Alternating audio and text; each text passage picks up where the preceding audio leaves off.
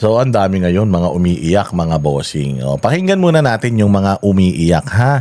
O, tinan natin to. Wait lang. Tinan natin to. Merong isang umiiyak. O, palakihin lang Ang natin. pag-announce ni VP Sara na siya ay kakandidato bilang Pangulo sa 2028 ay isang taktika lamang upang kapag nag-umpisa ang impeachment hearing sa kanya ay ang kanyang magiging depensa ay sasabihin niya na ito ay political persecution. Yes, so tayo nang galing, ha? Umiiyak, sabi ko nga sa inyo, 7 minutes. 7 minutes lang na nagsalita si Inday. Ang ganda ng mensahe ni Inday. Meron siyang kinote sa Bible, tapos sinabi niya na wala naman talaga akong balak. Even nung 2022, wala naman talaga akong balak. Pero wala eh. Kahit pala ayaw ko, doon ako papunta eh. And nakikita nyo naman, mukhang walang pag-asa yung bayang Pilipinas. And hindi ako nakinig sa clamor ng tao noon na akong tumakbo ng presidente. Kaya ako nasisisi ngayon. Pero okay lang, nagsosorry talaga ako. Nagsosorry ako kasi hindi ko naman alam na satanas talaga yan. Kasi syempre yung demonyo ganyan, hindi na magpapakita ng totoong kulay yan eh.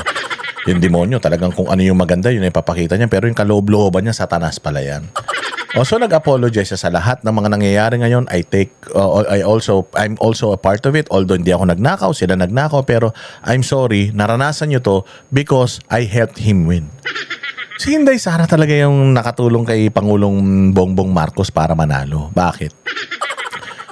Pakinggan muna natin to, sasabihin ni Larry Gadon na nag-iiyak. Dahil kasi nag-announce na siya ay tatakbo at ang nais lamang ng kanyang mga katunggali ay sirain siya sa politika. Nakakatawa ito, no? Totoo naman yun. Tanga, bago mo pa maisip yan, sinabi na ni Inday Sara yan. Alam ninyo, kaya nila ako ini-impeach, lalo na sila Inday, yung mga makakaliwa nagpapa-impeach sa akin at saka yan si Risa Ontiveros. Kasi si Risa Ontiveros na ang umamin. Sinabi na mismo ni Risa Ontiveros na ang Duterte comeback is right just here. Nandito pa rin ang Duterte comeback. At hanggat hindi na-eliminate si Inday Sara sa equation, delikado makakabalik yung mga Duterte na yan. Sinabi na yan ni Risa Ontiveros. Ito naman si Larry Gadon, tanga-tangahan na naman. Paano gagamitin ni Inday Sara yan? In-impeach nyo na siya nung nakaraang taon. Putang ina niyan. Nung 2025, pina-impeach nyo na siya. Na-impeach nga siya dyan sa Congress, di ba? Di ba naman siya nagdideklara nun?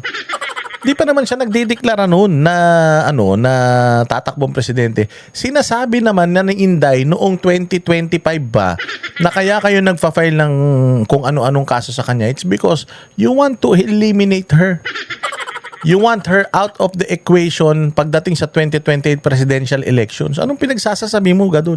Nagagamitin niya yan ngayon na pinupolitika siya. Tanga. Noon pa, yun na yung sinasabi ni Inday. Politika lang yan. Pinupolitika lang ako ng mga yan. Gusto kasi nila mawala ako para malakas ang laban nila sa 2028 kasi akong pinakamalakas na gusto ng tao na kumandidato. Ngayon nga lang siya nag-declare 2025, pinai-impeach na yan. Yan na yung depensa ni Inday Sara. Tapos sasabihin mo, gagamitin yan depensa. Matagal niya ng depensa yan. Bugok. Ilan to? Tanga-tanga, tanda-tanda na, bobo pa. Napakalayo pa noong 2028, pero ito, meron na agad nagdideklara na siya ay tatakbo. At yan naman ay talaga namang alam na ng mga Pilipino na hindi naman siya mananalo dahil... Kung di mananalo, puta ka na nyo, ba't pinai-impeach nyo? Kung hindi mananalo, bakit number 1 siya sa survey ngayon? Sinabi ni Direlon, dilawan yun, sabi ni Direlon, mananalo yan. Pagka bukas sa eleksyon, mananalo. Sinabi rin ni Risa Ontiveros, nitong nakaraang interview lang niya, na if the election will be held tomorrow, mananalo yan. Kaya nga kami mag-aalyansa, Kaya nga magsasanib ang pula, dilaw, komunista, tae, kuto, garapata.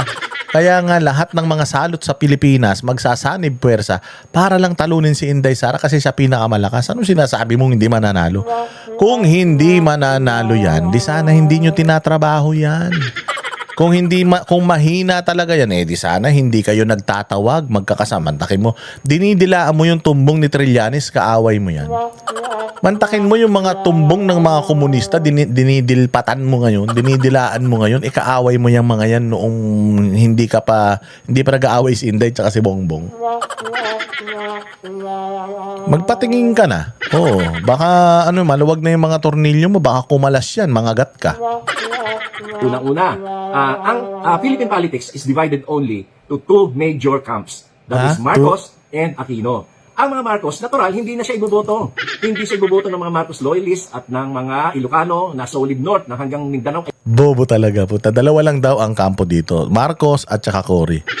Putang ina, ba't hindi nanalo yung si Leni Robredo noong 2022 election?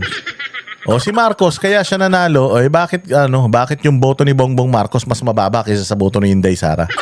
Akala ko mas malakas si Bongbong Marcos kaysa kay Inday Sara. Saan kaya binili ni Gadon yung logic niya? Magkano kaya bayad dyan sa logic na yan? Putsang ina, kung saan mo naman nabili yan, itago, sabihin mo doon sa tindahan na yun, magsara na.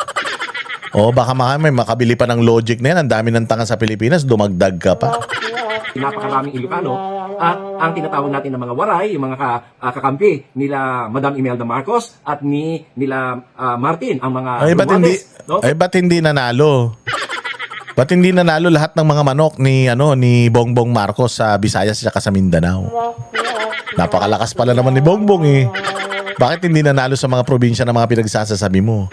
Bakit ang dami? Sila Respicio, sila Mamba, ang dami mga Ilocano. Ako, Ilocano ako. Bakit gigil na gigil ako kay Bongbong? Akala ko ba may solid north po? Tiyangin na, baka solid north yan.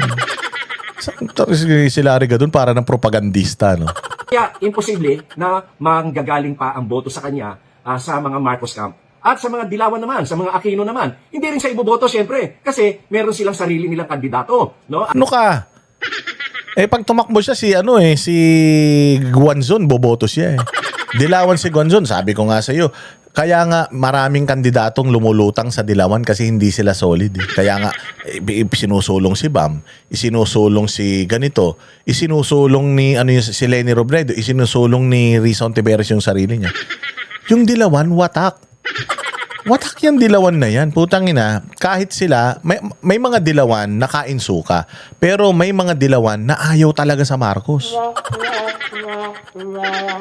Oo, may mga Dilawan na ayaw talaga sa Marcos. So pag tumakbo si Inday Sara, yes, I'm pretty sure hindi iboboto si Inday. Pero yung mga galit kay Bongbong, hindi rin iboboto ng mga Dilaw na yun yung kandidato niya. Lalo na to si Risa. Hindi iboboto ng mga Dilawan yan si Risa. Hindi iboboto ng mga Pinklawan yan. Kasi ang gusto ng mga Pinklawan, si Leni Robredo. Sasabi nito, hindi nga sila united eh, tapos sasabihin mo mag-unite kayo. Nag-aaway-away nga sila sa kampo nila eh. Andiyan si Risa Ontiveros, andiyan si Bam Aquino, andiyan si Kiko Pangilinan, andiyan pa si Mar Rojas, o kung sino man ang i-adapt ng kanilang political party. Ang dami. Puta, lahat may pangarap. O paano yan? Sino ngayon ang tatakbo sa kanila? Lahat yan gusto maging presidente. Papayag ba yung mga yan? O, tingnan mo. Bibigyan kita ng isang example. Noong 2022 elections, nag-usap-usap. Robredo, Isko, si Lacson, si Pacquiao. O, nag-usap-usap sila. Ilan sila? Apat sila. Nag-usap-usap sila. Putang ina naman tong ilaw na to. Onday lang kasi umiitim ako eh. Ayaw ko umiitim ako. So ayun na nga. Apat lang sila nag-usap. Mantakin mo, apat silang nag-usap. Apat lang ha. Apat lang. Putangin na yan. Hindi pa sila nagkasundo. Ito pa kaya, ang dami-dami ng mga sinasabi mo. Paano magkakasundo yan? Para sa bayang Pilipinas sa sinasabi mo, pare-parehas mga ganid yan. Hindi magigibway yan mga yan. Putsangin na maniwala ka. Lahat yan tatakbo kasi makakapalang mukha niyan. Tatakbo yung mga yan, alam mo kung bakit? Yan si Risa, alam naman niya, di siya mananalo. Pang-12 siya nung nanalo siya nung nakaraan. Pang-12, paano siya mananalo sa pagka-presidente? Wala naman nagawa yan ng senador. Puro kabisitan lang ginawa niyan. Hindi nga yung binoto ng Pinklawan eh, ng Dilawan eh, ng Solid eh. Pinagsasasabi mo. Wala yan. Hindi kaya ni Risa Ontiveros makipagsabayan kay Inday Sara. Ang gagawin lang yan, ito sa tingin ko lang malamang mali ako. Mali ako sigurado. Kukuha lang ng campaign funds yan. Bakit? Wala na siya. Hindi na siya tatakbong senador sa susunod eh. Top expired na yung yung papel niya. Nagamit niya na yung dalawang pagkakataon niya eh para magbasa ng index card sa Senado eh. So hindi yan hindi yan mananalo. Kukuha lang ng pondo yan. Style mo bulok, style ng mga style ng mga presidentiables yan na kahit na alam naman nilang hindi sila mananalo, kumukuha sila sa mga campaign nila. Campaign funders nila. At yan naman ay alam natin na ang mga Liberal Party at itong Tinklawan-Dilawan ay galit na galit dyan sa mga Duterte sapagkat inapak-apakan nila si Madam Vice President Leni Robredo noong panahon niya. Kaya imposible na manggaling sa Marcos camp at saka sa Aquino camp ang boto ni Sara. Ngayon, tingnan naman natin yung mga leftist, yung mga nasa kaliwa. Hindi rin siya lalo iboboto dahil galit na galit sa mga Duterte yung mga yan. Bakit? Bakit galit sa mga Duterte yung mga kaliwa? Gadon, bakit? Ba't di mo sabihin kung bakit? Galit yung mga makakaliwa sa mga Duterte kasi inubos sila. Di ba yun din ang gusto mo? Oh, wala, pinapahamak mo lang yung sarili mo, gunggong. Ang mangyayari, itong leftist ay kakampiyan either sa Liberal Party o yung Dilawan-Pinklawan o kaya ay posible na kumampi sila sa Marcos. At yun naman mga ibang mga political parties na mga minority political parties, of course, hindi rin kakampi sa kanya yan dahil yan ay talagang papanig yan sa administration or sa opposition dahil kasi kailangan nilang magpasok ng mga senatorial candidates kahit na ilang piraso lang naka-candidates, meron sila at meron din sila sa mga lokal. Kaya hindi yan magsasara.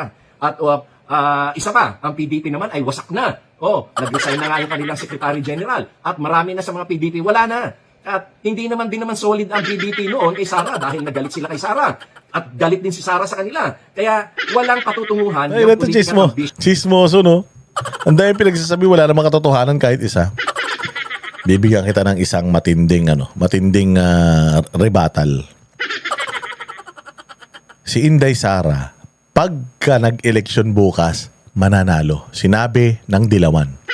Sinabi ni Drilon, sinabi ni Risa, if the elections will be held tomorrow, definitely she will win. Siya ang mananalo. Ngayon, ibig sabihin, this early, sinabi na ni Inday Sara na tatakbo ako. Ano mangyayari ngayon? Lahat ng mga kapitalista, lahat ng mga campaign funders, lahat ng may mga personal agenda, mag-i-invest ba sila doon sa alam nilang matatalo? Mag-i-invest ba sila ng pera doon sa alam nilang ilalampaso? Itatry nila yung kanilang makakaya para lumipat kay BP Sara at itry si BP na BP. Nandito lang ako Kailangan mo ng pondo para sa iyong kampanya sa 2028. Lagi mong isipin na nandito lang ako Ganun yan. Kasi kung ako, negosyante ako, halimbawa tumakbo si Larry Gadon, kahit aso, magbotohan bukas yung aso ng kapitbahay namin at saka siya, barangay chairman, baka talunin siya ng aso ng kapitbahay namin Kung ako, mag-i-invest ako kay Gadon, negosyante ako, alam ko na matatalo yung taya ko sa kanya. Hindi ba ikaw sa kasino, bigyan kita ng barahan na nakabukas. Yung barahan nung isa 7, yung barahan nung isa 9. Kanino ka tataya? Doon sa 7? Tanga ka ba? Siyempre tataya ka dun sa mananalo. Hindi mo isasakripisyo yung pera mo dun sa matatalo ka. Anong gagawin mo kung halimbawa itataya mo yung pera doon pero ayaw tanggapin? Tataya ka pa rin dun sa kalaban? Hindi, mananahimik na lang ako. Hindi ko popondoan yan kasi masisira lang ang pera ko dyan. Wala kang utak, Gadon. Itigil mo na yung pag-analyze mo. Wala ka namang utak para mag-analyze. Nagsasasabi nitong ulol na ito.